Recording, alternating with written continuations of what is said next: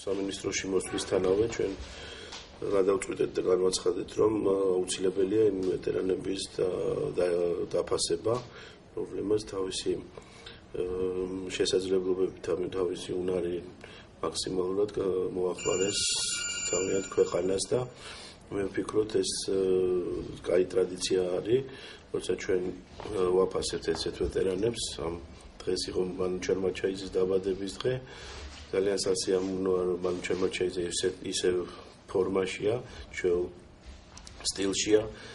ორმაგად სასიხარულო მას ამ პერიოდში ორი დღით ადრე შვილი შეეძინა, ამიტომ გულითადაც სპორტის სამინისტროს სახელით მე მინდა მოვულოცო მას 64 წელი ჯანმრთელად ყოფილიყოს და აქტიურად გაეგრძელებინა თავისი საქმიანობა სპორტისა და ქვეყნის საკეთილდღეობით. რა თქმა უნდა, ჩემთვის ეს ძალიან სასიამოვნოა საქართველოს სპორტის სამინისტრო დამაჯილდოვა რაინდის ორდენით მოგეხსენებათ ნებისმიერი საჩუქარი დაბადების დღეზე კარგია განსაკუთრებით ესეთი მაღალი ჯილდო.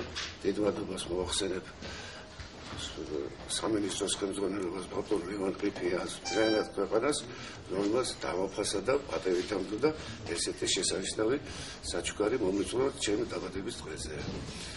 დიდ მადლობას მოგახსენებთ ყველას, ვინც მომილოცა დაბადების დღე, ვისაც გავხარდა ჩემი ეს ბედნიერი დღე, სხვათა შორის ამ დღეებში შვილი შემეძინა, სამოგზაურო წრის სასახლეში პირველად ბაბუა გავხდი და ჩემთვის ეს ყველაფერი ორმაგად სასიხარულოა.